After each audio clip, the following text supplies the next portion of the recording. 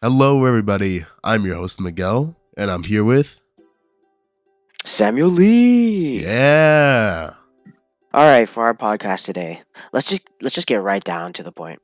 Our topic is the effect of nativism on American legislation. So I was thinking that nativist sentiments have affected American immigration legislation over the years. What do you think, Miguel? Do you agree?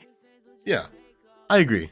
As we've seen acts and laws passed due to nativist sentiment as far back as 1798.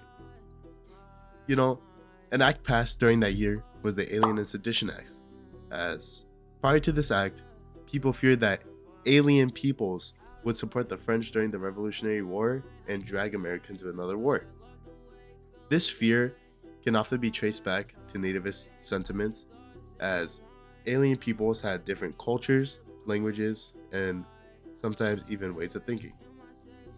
This all led to the Alien and Sedition Act, which basically allowed the United States to deport any alien deemed dangerous or a threat to the United States. Furthermore, the Alien and Sedition Acts also tried to silence those in support by allowing the deportation and detainment of individuals spreading, with air quotes, earthful media. Aliens? You obviously don't mean like the boys from outer space, right? Nah. I'm not talking about like ET in this context. Aliens in this context means foreign peoples. And you know what that reminds me of? What did you come up with? That the term alien was also used in another act called the Chinese Exclusion Act. Can you explain to me what the Chinese Exclusion Act is? Basically, the Chinese Exclusion Act was an act that was passed in 1882, and the historical context behind that was that there was a growing fear of these alien Chinese immigrants taking jobs, which then led to growing nativist sentiment and support for the Chinese Exclusion Act, which barred thousands of Chinese immigrants from entering the US. And the crazy thing about this is that this was the only anti immigration act during that time which specifically targeted a certain group of individuals. And with these examples, we can start to see a trend of fear leading to growing nativist sentiment, which would allow anti immigrant acts or other acts of legislation to be passed.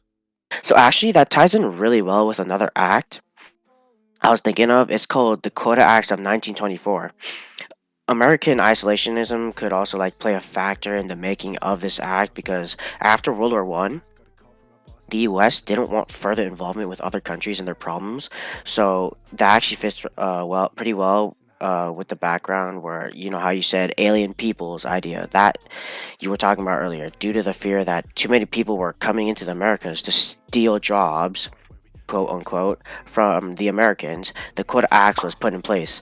So what the Quota Acts did was it set a limit to how many people can immigrate into the US per year, hence giving it the other name it has, the Immigration Acts.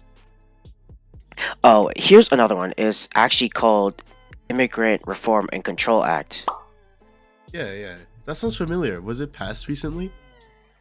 Yeah, actually it was around 1986 when it roughly passed around 37 years ago. It was actually pretty recent compared to the rest of them. So yeah, the Immigrant Reform and Control Act basically stopped employers from hiring these alien peoples, foreign people without credentials, who are unauthorized to work due to the act.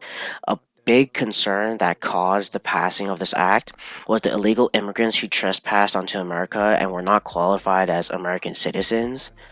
Well, that actually ties in really well with today because people fear immigration from Mexico due to nativist sentiments carried by these people, which was brought on by the fear of the belief that these aliens would be taking their jobs as they came in. Furthermore, nativist sentiment is still a big problem today, and especially the effects it has on legislation. As during Trump's presidency, his campaign carried a nativist anti immigrant stance, which was supported by millions of Americans. During 2016, there was a large amount of anti immigration support backed by nativist sentiment. And this also led to the RAISE Act being passed, which cut the amount of green cards that were, or green cards in air quotes, it cut the amount of those issued by 50%. And this is just absurd, as most of these immigrants are coming to America in hopes to escape poverty, mistreatment, or even cartel control.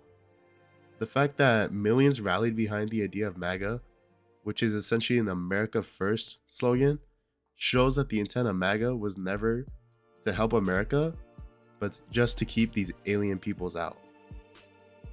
Yeah, I'm sure you hear disdainful remarks for like these illegal immigrants even today. Like, you know how they say, oh, they're stealing our jobs. And even the former president, Donald Trump, had said things like, Mexican immigrants are bringing the drugs, they're bringing crime, they're rapists, and like some other controversial things like that. Therefore, like, bring us near the end of our podcast. But there is one thing left to say before we go. Just one question.